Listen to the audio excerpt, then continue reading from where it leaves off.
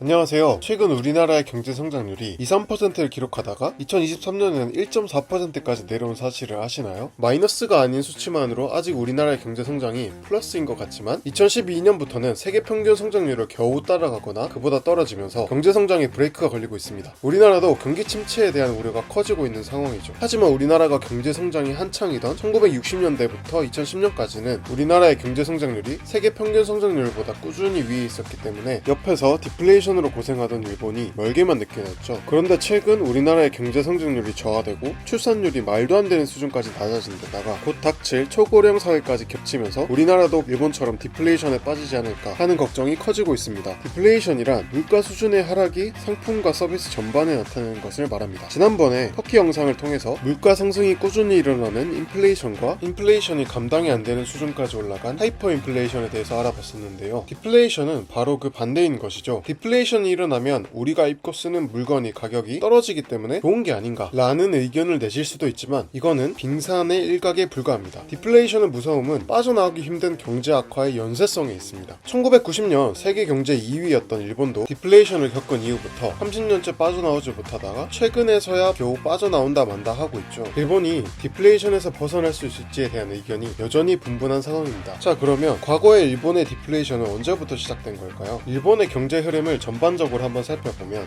메이지 유신 이후 1900년대 초반 중공업에 특히 많이 투자를 한 나라였어요. 그러다가 세계 2차 대전의 패전으로 미국으로부터 엄청나게 강한 경제 제재와 간섭을 받았습니다. 그 예시로 미쓰비시, 도요타 등의 일본 대기업들이 미국으로부터 강제 해산이 당했고 나라 전체가 엄청 어려워졌단 말이죠. 그러다가 미국 입장에서 가만히 생각해보니까 동아시아 쪽에 러시아도 있고 중국도 있고 북한까지 공산당의 영역이 되고 나니까 미국을 위협하는 이 공산당이 더 이상 확장하지 못하도록 제어할 만한 장치가 필요했어요. 그래서 미국이 일본을 미국의 병참기지로 삼기로 결정하게 됩니다. 그렇게 되면서 일본은 1950년대에 미국의 경제 제재로부터 풀려나게 되었고 민간, 국가 상관없이 나라 발전에 엄청나게 투자를 많이 했습니다. 또 이때는 일본에 젊은이들이 많았기 때문에 경기 회복 속도가 굉장히 빨랐어요. 거기다가 우리나라의 6.25 전쟁으로 인해 일본의 중견기업들이 큰 성장을 할 수 있었습니다. 계속해서 국제적인 운이 따라준 일본은 결국에 1950년대 후반 중국을 밀어내고 아시아 제1경제대국 타이틀을 다시 회복하는 데 성공하게 됩니다. 1971년 국제통화위기, 1973년 5.1 쇼크까지 잘 견뎌낸 일본은 1980년대까지 꾸준히 성장했어요. 그러면서 서민들의 경제 수준도 많이 올랐죠. 근데 이때부터 일본이 출산율이 감소하기 시작해요. 일본의 부동산 가격이 계속 오르고 있었거든요. 그래도 경제가 후퇴할 것이라는 걱정은 아무도 하지 않고 있었습니다. 왜냐하면 일본은 지난 30년간 엄청난 성장을 보여줬기 때문이죠. 그러다가 국민 1인당 GDP 수준을 미국과 엎치락 뒤치락 할 때쯤 일본의 경제에 강력한 태클이 들어오기 시작합니다. 바로 미국이죠. 아니, 자기네 병창기지라면서 밀어줄 때는 언제고 갑자기 이제 와서 왜 그러는데? 다 이유가 있습니다. 일본이 커져도 너무 커졌어요. 바로 전자제품과 반도체 시장에서 일본이 미국과의 균형을 깨트리고 압도하는 현상이 발생해버린 거죠. 1980년대 초반 일본이 국가적으로 반도체 개발을 밀어주면서 미국보다 싼 가격에 품질이 더 좋은 반도체들을 생산할 수 있었는데 결국 균형이 깨져버린 거예요. 세계 반도체 시장의 80%를 일본이 점령해버렸습니다. 인텔도 이때 메모리 시장에서 손을 떼버리고 많은 미국의 반도체 회사들이 일본 기업을 소송해버리죠. 이를 가만히 볼 수 없었던 미국은 1985년 86년 미국을 위해서 일본을 희생시키는 카드를 꺼내들었습니다. 미일 반도체 협정을 열어서 일본 너네 우리나라에 반도체 팔 때 원가 공개하고 우리 시장에 싸게 대량으로 팔지 마. 그리고 일본 너네 나라에서 수입해서 쓰는 반도체 비율 20%까지 늘려. 그렇게 하면서 일본에 1차적인 압박을 가했고 미국은 일본 기업들에 대한 투자를 철회했습니다. 게다가 이를 지키지 않는다면서 보복 관세까지 부과해버리죠. 여기서 그치는 게 아니라 플라자 합의라는 협정을 꺼내들어서 달러의 가치를 낮추는 동시에 일본 엔화의 가격을 올려버렸습니다. 달러엔 환율을 250엔에서 120엔까지 대폭 조정해서 일본 기업들의 수출을 대폭 악화시켜버리죠. 이는 후세에 미국의 두 번째 원폭 투하라고 불리기도 합니다. 그래도 일본의 입장에서는 미국의 요구를 받아들이지 않을 수가 없었어요. 일본은 그 당시 미국으로부터 국방을 의존하고 있었고 무역 전쟁도 두려웠죠. 또 그때 당시 미국이 굉장히 어려운 시기였어요. 70년대 80년대에 강달러가 유지되면서 미국의 경제가 무역 적자에 재정 적자까지 위험한 수준까지 갔었기 때문에 받아들이지 않을 경우 세계 경제 대장인 미국에 문제가 생겨버리면 전 세계가 난리가 나버리거든요. 게다가 반대에 대한 비난의 화살을 직격으로 협정으로 만든 것은 당연했기 때문이죠. 또 그 협정의 결과로 자신들에게 어떤 일들이 벌어질지 일본은 정확히 알지 못했어요.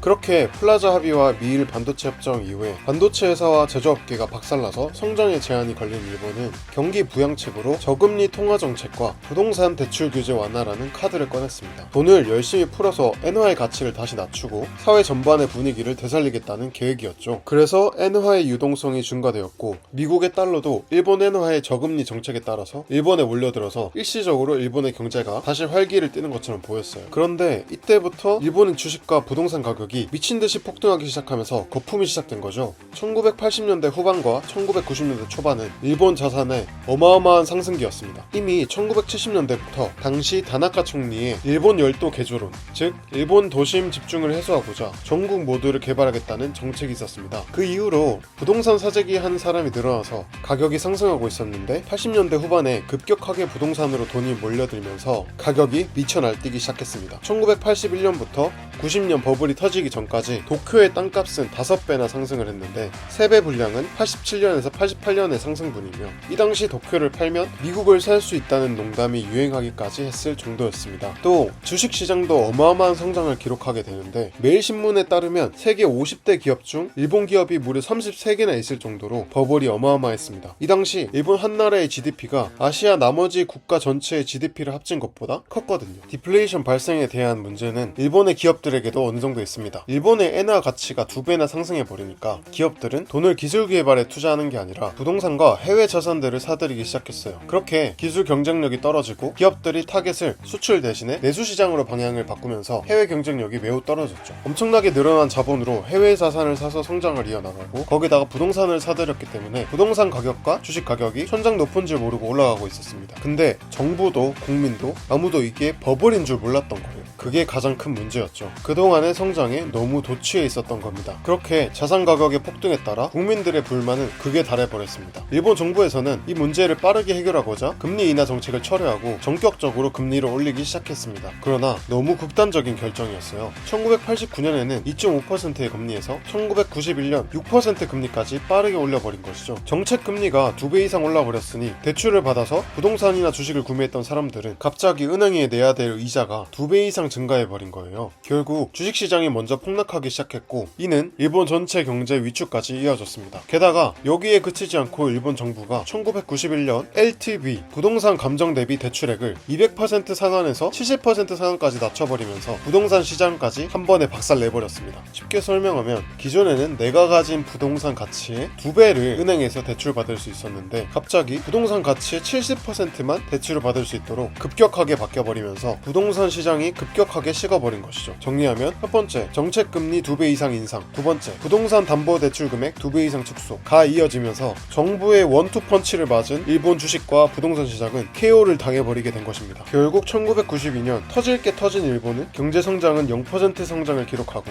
이때부터 일본의 잃어버린 30년이 시작되게 됩니다. 일본이 30년간 겪은 일들을 살펴보면 디플레이션의 무서움을 제대로 확인할 수 있는데요. 92년에 부동산 경기 악화로 자산 가치가 폭락한 기업들에서는 93년에 채용 규모를 줄이고 비정규직 채용을 돌리면서 일본 취업시장 전체에 빙하기가 찾아오게 됩니다. 그 이후 95년, 96년에 경기가 약간 회복되어 2%, 3% 성장률을 보였다가 정부의 소비세 인상으로 다시 저성장으로 돌아섰으며 97년엔 아시아 금융위기 때 일본 부동산 폭락으로 인해서 부실 채권을 가진 일본 은행들이 우후죽순 파산하게 되었습니다. 그에 따라서 국민들은 소비를 더 줄이게 되고 기업들은 수익성이 악화되는 디플레이션의 함정에 빠지게 된 것이죠. 그렇게 잃어버린 10년이 발생하게 됩니다. 그로 인해서 일본 자산의 가격은 꾸준히 내리막을 탔고 소비자들은 지갑을 닫았으며 경제성장은 0에서 2%대의 낮은 수준을 유지하면서 2009년에는 마이너스 5.5%까지 기록하게 됩니다. 그 결과 2002에서 2011년 10년간 연평균 0.4%의 성장률을 기록하게 되죠. 정리해보면 집값이 하락이 디플레이션으로 진입시키고 기업의 악화가 고용 불안정과 기업 투자의 악화로 연결되면서 소비심리 악화로 연결되고 그게 다시 기업의 악화로 연결되는 연쇄고리를 타게 되면서 물가 하락과 수요 부진으로 경제가 살아나지 못하게 된 것입니다. 이게 바로 디플레이션의 무서움이죠. 물론 시작은 부동산 버블의 붕괴이긴 했지만 디플레이션 악화의 배경에는 일본 회사들의 투자 축소로 인한 국제 경쟁력 감소, 출산율 감소로 인한 생산 가능 인구 감소, 그리고 정부의 미숙한 대응까지 모두 큰 역할을 하게 된 것입니다. 결국 일본은 30년간 임금이 제자리 걸음을 하게 되고 물가도 계속해서 0%에서 플러스 마이너스를 기록하면서 2020년대 초반까지 제자리 걸음을 유지하고 있게 된 것이죠. 그래도 2023년에는 엔저 현상을 타고 일본 관광의 활성화, 일본 자동차, 반도체 장비들의 호조로 경기가 좋아져서 니케이 지수를 33년 만에 최고치를 경신했다고 하네요. 앞으로 일본이 디플레이션을 빠져나올 수 있을지 지켜봐야 할 것 같습니다. 그래서 일본이 겪었던 디플레이션에 대해서 정리를 해보자면 디플레이션이란 물가가 지속적으로 떨어지는 현상이다. 특징적으로 사회 전반적인 분위기를 악화시키는 기업 악화와 소비 심리 위축을 연쇄적으로 일으켜 빠져나오기 힘들게 만든다. 일본의 경우 미국의 압박과 일본 정부의 잘못된 정책으로 인해 디플레이션이 발생했다. 그 결과 출산율이 악화되었으며 아직까지 디플레이션에서 벗어나지 못하고 있는 중이다. 네, 여기까지 일본이 겪었던 디플레이션을 보면서 디플레이션에 대한 특징을 알아봤는데요. 다음 편에서 우리나라에서는 어떤 지표들 때문에 디플레이션이 우려되는지 한번 꼼꼼히 살펴보고 만약에 디플레이션이 왔을 때 우리는 어떻게 대처해야 되는지까지 한번 알아보도록 하겠습니다. 영상이 재밌으셨다면 구독과 좋아요 부탁드립니다. 감사합니다.